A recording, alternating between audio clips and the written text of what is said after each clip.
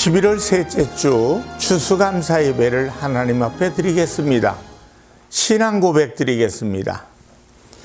전능하사 천지를 창조하신 하나님 아버지를 내가 믿사오며 그 외아들 우리 주 예수 그리스도를 믿사오니 이는 성령으로 잉태하사 동정녀 마리아에게 나시고 본디오 빌라도에게 고난을 받으사 십자가에 못 박혀 죽으시고 장사한 지 사흘 만에 죽은 자 가운데서 다시 살아나시며 하늘에 오르사 전능하신 하나님 우편에 앉아 계시다가 저리로서 산 자와 죽은 자를 심판하러 오시리라. 성령을 믿사오며 거룩한 공회와 성도가 서로 교통하는 것과 죄를 사하여 주시는 것과 몸이 다시 사는 것과 영원히 사는 것을 믿사옵나이다. 아멘. 찬송가 591장을 하나님 앞에 찬양을 드리겠습니다.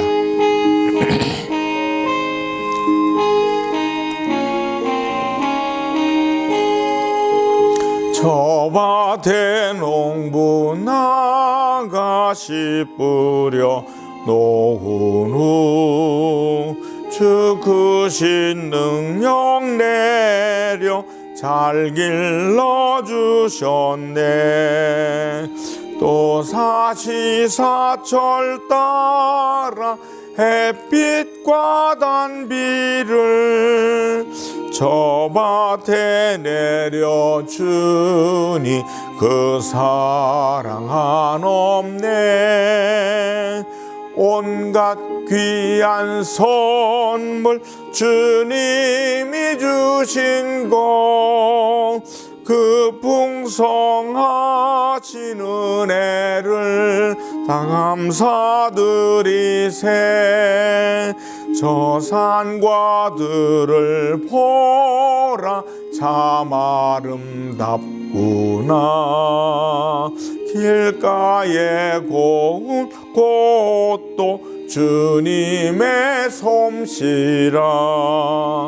저 공중 나는 새도 다 먹여주시니 그 사랑하는 자녀 돌보지 않으랴. 온갖 귀한 선물 주님이 주신 것 그 풍성하신 은혜를 다 감사드리네. 씨 뿌려 거둔 곡식 주님의 은혜라. 우리의 몸과 마음 새 힘이 넘치네. 주 은혜 받은 우리 참 감사하면서 이 예물 드리오니 다 받아주소서.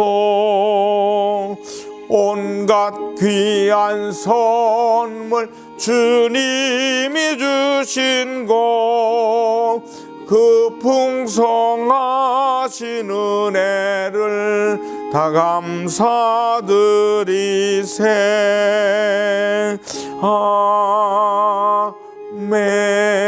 아멘. 기도하겠습니다. 하나님 아버지, 하나님의 뜻대로 우리의 삶을 아름답게 살아가게 하심을 감사를 드립니다. 하나님, 이제 들녘의 모든 곡식들을 농부들은 거뒀습니다. 그리고 도시생활하는 우리들도 열심을 다해 한 해 한 해 한 달 한 달 하나님 생활을 했습니다. 철을 따라 거두게 하신 열매뿐만 아니라 우리의 생활 속의 물질로도 부족함이 없도록 인도하신 하나님 감사합니다. 하나님, 겸손히 무릎 꿇어 기도하는 아름다운 믿음의 성도들의 손길을 축복하셔서 저들의 마음속에 생명의 윤택함을 주셨고, 그리고 살아가는 동안에 부족함이 없도록 언제나 하나님의 은혜 가운데 살아가게 하심을 감사를 드립니다. 오늘 추수감사 예배를 통해 하나님 앞에 영광을 돌릴 때 이제 작년보다는 올해가, 올해보다 내년이 더욱더욱 아버지 하나님 꿈과 믿음을 가지고 구할 때마다 찾을 때마다 응답하심이 풍성한 삶이 되도록 인도하여 주시옵소서. 꿈꾸는 자에게 소원을 주시고 소원하는 자 입술을 열어 기도할 때마다 하나님이 함께하여 주시옵소서. 오늘 예배드립니다. 드려지는 예배를 통해 말씀을 전하는 자도 또 말씀을 듣는 자도 이 또 특별히 아버지 화상을 통해서 예배를 드리는 모든 이들에게도 응답과 은혜가 충만하도록 인도하여 주시옵소서. 예수님의 이름으로 기도드리옵나이다. 아멘. 하나님 말씀은 빌립보서 1장 3절에서 8절 말씀이 되겠습니다. 내가 너희를 생각할 때마다 나의 하나님께 감사하며 간구할 때마다 너희 무리를 위하여 기쁨으로 항상 간구함은 너희가 첫날부터 이제까지 복음을 위한 일에 참여하고 있기 때문이라. 너희 안에서 착한 일을 시작하신 이가 그리스도 예수의 날까지 이루실 줄을 우리는 확신하노라. 내가 너희 무리를 위하여 이와 같이 생각하는 것이 마땅하니 이는 너희가 내 마음에 있음이며 나의 매임과 복음을 변명함과 확정함에 너희가 다 나와 함께 은혜에 참여한 자가 됨이라. 내가 예수 그리스도의 심장으로 너희 무리를 얼마나 사모하는지 하나님이 내 증인이시니라. 아멘. 빌립보서 1장 3절에서 8절 말씀을 가지고 감사로 사는 사람, 이런 제목으로 말씀을 전합니다. 두 소년이 포도를 먹고 있던 중 한 소년이 말했습니다. 포도 맛이 참 좋은데? 그러자 다른 소년이 말했습니다. 그래, 맞아. 그런데 왜 포도씨가 이렇게 많냐? 두 소년이 정원을 거닐다가 첫 번째 소년이 말했습니다. 이야, 정말 아름다운 장미, 향기도 좋구나. 이에 다른 소년이 응답합니다. 근데 그 장미는 온통 가시뿐이지 않니? 마침 날이 무척이나 더웠습니다. 두 소년은 시원한 사이다를 냉장고에서 꺼내 마십니다. 부정적인 소년이 말했습니다. 아, 내 병에는 이제 반밖에 안 남았어. 그래서 낙관적인 소년은 내 것은 아직도 반병이나 남았어. 생각하는 것도 습관입니다. 매사 삐딱하게 보고 색안경을 끼고 보려고 하는 사람은 평생을 그렇게 보면서 살게 됩니다. 그러나 매사 긍정적으로 믿음으로 보려고 하는 사람은 또 그렇게 보고 그렇게 살려고 합니다. 안타까운 것은 배우려고 하는 사람보다 별 의미 없이 지나치는 사람들, 부정적인 시각의 습관을 가진 사람이 더 많다는 것입니다. 대표적인 예가 민수기에 나오는 12정탐꾼의 이야기입니다. 가나안 땅을 정탐했던 12명의 정탐꾼은 평범한 사람 아닙니다. 그들은 각각 12지파를 대표하는 각 지파의 대표들입니다. 그럼에도 그 12명 가운데 믿음으로 보는 사람은 여호수아, 갈렙 단 두 사람이었습니다. 그 비율이 반반이 아니죠. 4대2도 아니고요. 5대1입니다. 이것이 현실입니다. 자, 여러분은 어떻습니까? 여러분은 어떤 눈으로 바라보고 있습니까? 어떤 생각의 습관을 가졌습니까? 행동으로서의 습관도 중요합니다. 우리가 행동을 반복하게 되면 그것이 습관이 되는 거죠. 기도 생활, 말씀 생활도 습관에 의해 할 수 있는 것입니다. 아무리 기도하고 싶어도 습관이 되지 않는 사람은 기도할 수 없습니다. 공부하지 않는 아이가 공부 좀 해보겠다고 마음 먹었다고 쉽게 되는 겁니까? 그렇지 않지 않습니까? 책을 읽지 않는 사람이 책을 많이 읽겠다고 책을 많이 산들, 그게 어디 쉽던가요? 습관이 되어야 합니다. 이것이 필요하고 좋은 것이라는 것을 알면도 불구하고 잘 되지 않는 것은 습관이 되지 않았기 때문입니다. 아무리 좋은 것이라 할지라도 습관이 되지 않으면 안 됩니다. 때문에 생각을 심고 말을 심고 행동을 심어야 됩니다. 그래서 습관이 되도록 해야 합니다. 우리 그리스도인들은 그리스도인이 되게 하는 중요한 습관이 하나 있습니다. 기도의 습관, 말씀 보는 습관, 예배 드리는 습관 다 필요합니다. 그러나 이보다도 우리를 정말 하나님의 사람이 되게 하고 그 삶의 습관을 가지게 하는 습관이 있습니다. 그것은 바로 감사입니다. 예배, 기도, 묵상은 자칫하면 형식이 되기 쉽습니다. 보세요. 식사 기도를 할 때 정말 감사함으로 하기보다는 습관이 돼서 그저 눈 감고 고개 숙였다가 끄떡 하면서 기도하고 밥 먹는 일상이 되었습니다. 예배도 습관이 되어 드립니다. 그래서 하나님께서 이것이 싫다고 머리를 절레절레 흔들지 않습니까? 이사야 1장을 읽어보고 66장을 읽어보면 그렇습니다. 그러나 감사는 고백입니다. 마음입니다. 이것은 중심에서 나오는 것이기에 진실 그 자체입니다. 때문에 어느 순간이든지 감사할 수 있고 그 감사로 인해서 그리스도인으로서의 삶을 살 수 있습니다. 바울 사도는 그리스도의 종된 사도이기 전에 한 사람으로서의 그리스도인입니다. 그는 그리스도인으로서 진정으로 감사할 줄 아는 사람이었습니다. 그의 감사는 몸에서 배어나온 감사, 그것입니다. 우리는 바울 서신을 읽을 때마다 그의 감사의 고백을 볼 수 있습니다. 교회를 향하여 편지를 할 때마다 교회 성도들로 인해서 하나님께 감사한다고 고백하고 있습니다. 특별히 오늘 우리가 보는 빌립보서는 사도 바울이 죄수의 몸으로 감옥에서 쓴 편지입니다. 그는 죄 없는 몸으로 로마에 가야 했고 그리고 재판을 받기 위해 감옥에 갇혀야 했습니다. 그의 사명은 복음을 전하는 것입니다. 그는 로마에서 복음을 전하고자 하는 간절한 소원을 가지고 있었던 사람입니다. 그러나 자기가 가고 싶다고 하는 것이 아니라 하나님께서 길을 열어주실 때까지 기다렸습니다. 그런데 하나님께서는 바울을 자유의 몸으로 가게 하신 것이 아니라 죄수의 몸으로 로마에 가게 하셨습니다. 예루살렘에 갔다가 유대인들에게 붙잡혀서 재판을 받는 과정에서 자신이 로마인임을 밝히면서 로마로 이송되게 된 겁니다. 로마 시민권을 가진 사람은 황제가 재판해야 합니다. 따라서 바울은 죄 없는 죄수로 로마로 온 것입니다. 바울은 자유인으로서가 아니라 죄수의 몸입니다. 이제 언제 죽을지 모르는 상황입니다. 그 상황 속에서 바울은 감사하고 기뻐하고 있습니다. 그리고 또 하나 바울이 두고 온 교회들 안에 이런저런 문제가 있었습니다. 빌립보 교회 같은 경우 큰 문제가 드러나지 않은 것 같습니다만 그러나 사실 문제가 있었습니다.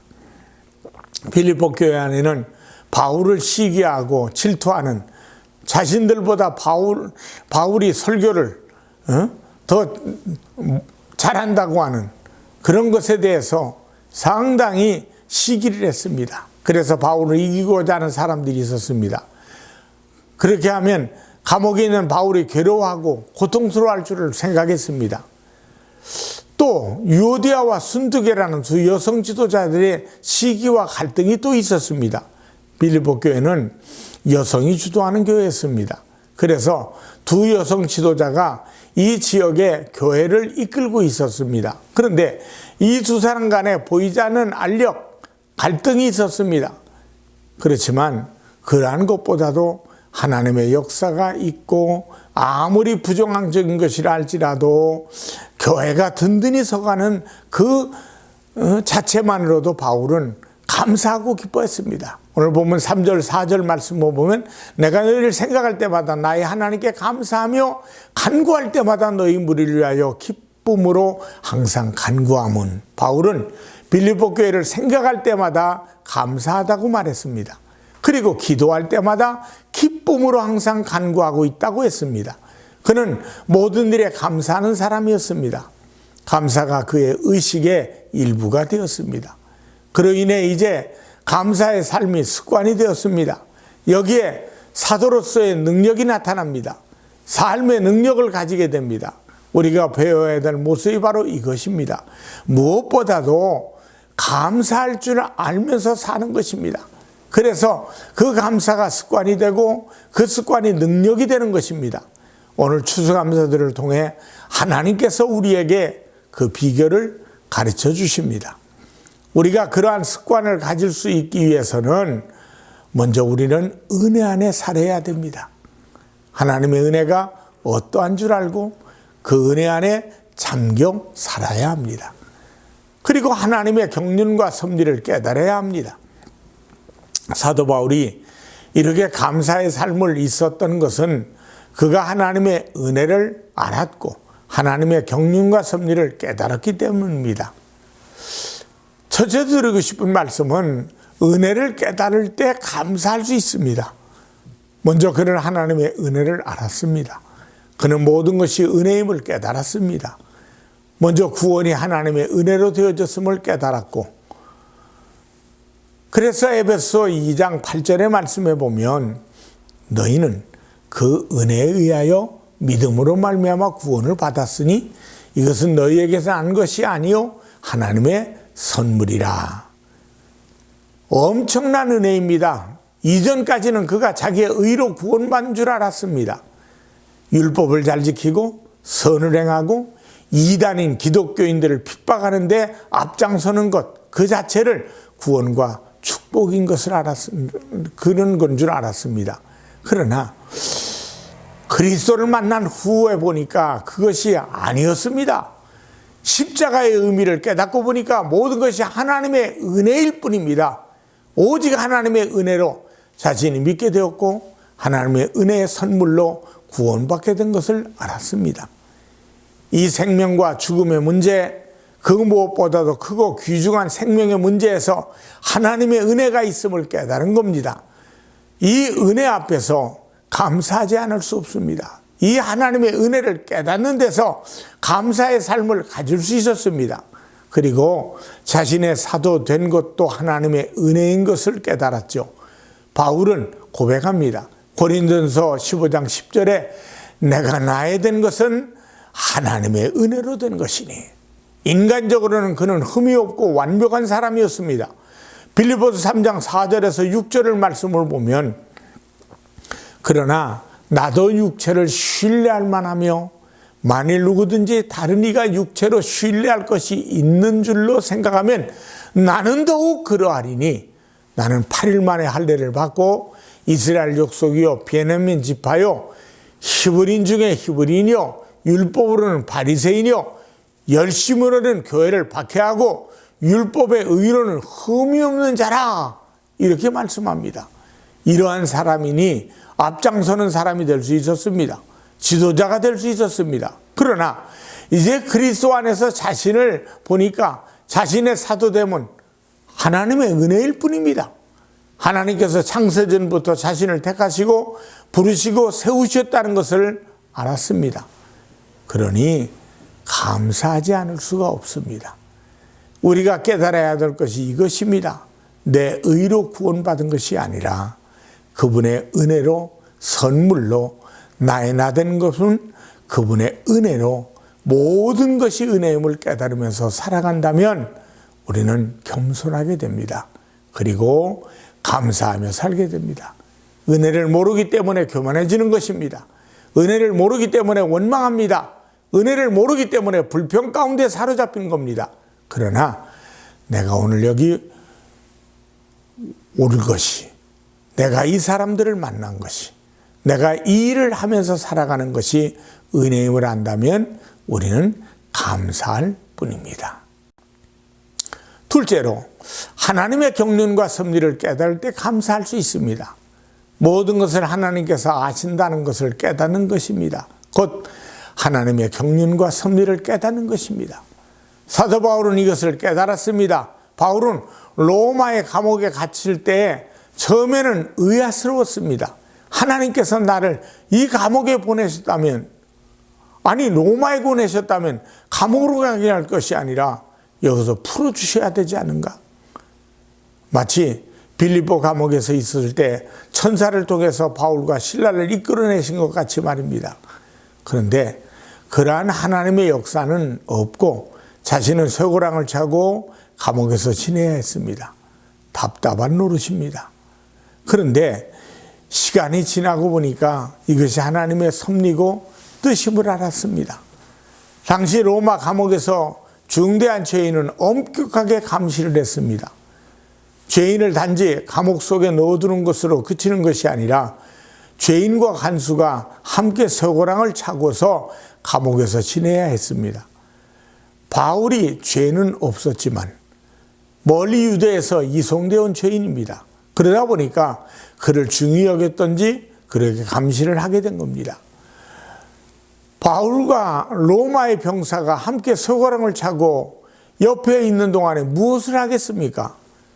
바울의 장기가 뭡니까? 복음 전하는 것 아닙니까? 그러다 보니까 그를 거쳐가는 모든 병사들이 복음을 받아들입니다. 심지어 장교들조차 바울에게 복음을 듣고 예수 그리스도를 구주로 영접합니다. 로마 안에 놀라운 일이 일어났습니다. 바울은 여기서 하나님의 경륜과 그분의 섭리를 깨달은 것입니다. 고난 중에 역사하신 하나님의 놀라운 섭리와 역사를 알았죠. 여기서 그가 할 수 있는 것이 무엇입니까? 감사뿐입니다. 찬송할 뿐입니다. 기뻐할 뿐입니다. 그래서 바울은 빌립보서를 쓰면서 시종 기뻐하라고 말합니다. 우리의 진정한 능력은 이 감사의 삶에서 나타나게 되는 것입니다. 감사하면 감사할수록 하나님의 새로운 은혜를 체험하게 됩니다. 예수님께서 오병이어의 기적을 행하실 때 보리떡 5개와 물고기 2마리를 가지고 감사하셨습니다. 하늘을 우러러보면서 감사할 때 거기에 놀라운 기적이 나타나기 시작합니다. 우리는 그것을 요한복음 6장 11절에서 만날 수 있습니다. 하나님의 기적 뒤에는 감사가 있습니다. 하나님의 능력, 하나님의 역사 뒤에는 감사가 있습니다.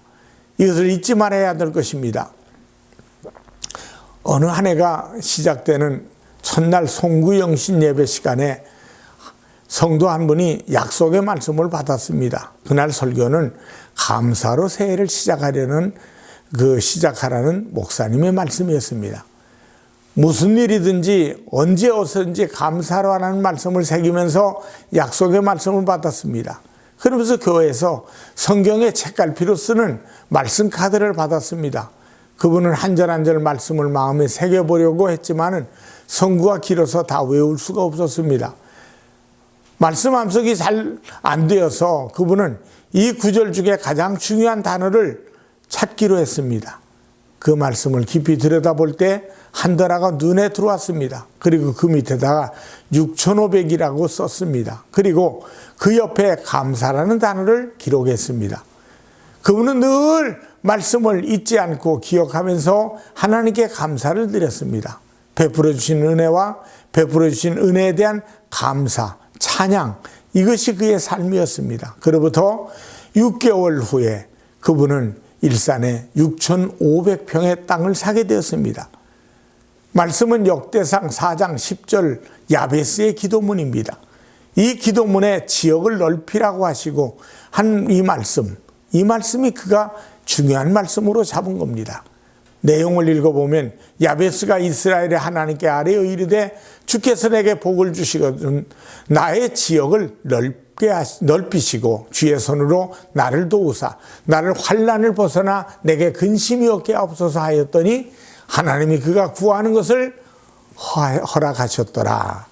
하나님의 영광을 위해서 일하기 위해 건물을 지을 땅이 필요했습니다. 그것을 늘 마음에 소원을 두고 있었는데 약속의 카드를 받고 믿음으로 감사하며 기도할 때 하나님께서 그분의 기도를 들어주신 겁니다. 사랑하는 여러분, 감사로 기도합시다.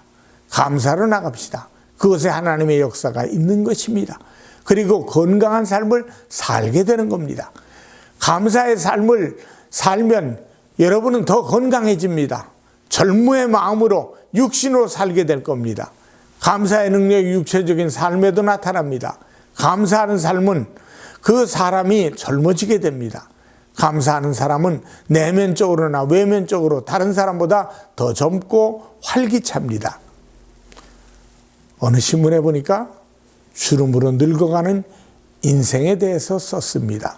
사람은 25살 이후부터 피부 진피층, 그곳의 콜라겐과 엘라스틴의 섬유질이 빠져나가면서 탄력을 잃게 되고 주름이 잡히게 됩니다. 그리고 이외에 항상 짓는 표정, 노화로 인한 중력, 수면 부족, 스트레스, 흡연, 생활 습관에 따라서 많이 생기기도 한답니다. 그러나 감사하는 사람은 그것이 빠르지 않습니다. 다른 사람보다 젊습니다. 마음도 젊고 몸도 젊습니다. 건강한 것이죠. 감사해 보세요. 젊어집니다. 스위스의 사상가인 칼 힐트가 행복론을 통해서 그는 말합니다. 감사하면 젊어진다. 감사합시다. 여러분의 마음과 몸이 젊어질 것입니다. 모든 면에서 감사는 능력입니다. 신비한 힘입니다. 사랑하는 성도 여러분, 여러분 하나님께서 우리를 여기까지 이끌어 주셨고 하루하루 이끌어 주신 그 삶이 얼마나 감사한지 모릅니다. 지금까지 내가 걸어온 모든 길을 되돌아볼 때 거기에 하나님의 은혜가 있습니다. 또한 하나님의 섭리도 있습니다. 하나님께서 간섭하시고 이끌어 오셨습니다. 이것을 아는 것이 중요합니다. 그렇다면 우리는 감사의 삶을 살게 되는 것입니다. 무엇이든지 감사할 수 있습니다. 그리고 그 감사는 우리의 삶에 능력이 나타나게 되는 것입니다. 감사는 능력입니다. 기도하십시다. 살아계신 하나님 아버지, 오늘 추수감사절 예배를 드리면서 바울을 통해서 삶의 감사를 우리에게 아름답게 체험케 하심을 감사합니다. 감사하는 삶 속에 힘이 생기고 은혜가 생기고 능력이 있게 하시고 감사하는 삶 속에 하나님의 놀라운 복이 임하도록 역사해 주시옵소서. 예수님의 이름으로 기도드리옵나이다. 아멘. 헌금을 위해 하나님 앞에 기도드리겠습니다. 하나님 앞에 오늘 믿음의 씨앗을 드렸습니다. 주일, 감사, 선교, 건축, 하나님의 것을 구별한 10의 1조, 특별히 오늘 감사하는 추수감사 예배 예물을 드렸습니다. 하나님, 하나님께서 한 해 동안 우리에게 주신 은혜, 주신 사랑, 주신 복을 기억하며 감사하는 우리들 되게 하심을 더욱 감사합니다. 이 드려진 예물을 통해 100배, 60배, 30배 결실을 맺게 하시고 그 결실된 것을 누리게 하셔서 나눠주고 꾸어줄 만한 믿음의 삶으로 살게 하여 주시옵소서. 만복으로 채워주시옵고 예수님의 이름으로 기도합니다. 아멘. 축도하겠습니다. 지금은 우리 주 예수 그리스도의 은혜와 하나님 아버지의 무한하신 사랑과 성령 하나님의 충만 교통하심이 예배를 드리고 영광 돌리는 모든 이들에게 이제부터 영원토록 함께 하시기를 간절히 축원하옵나이다. 아멘.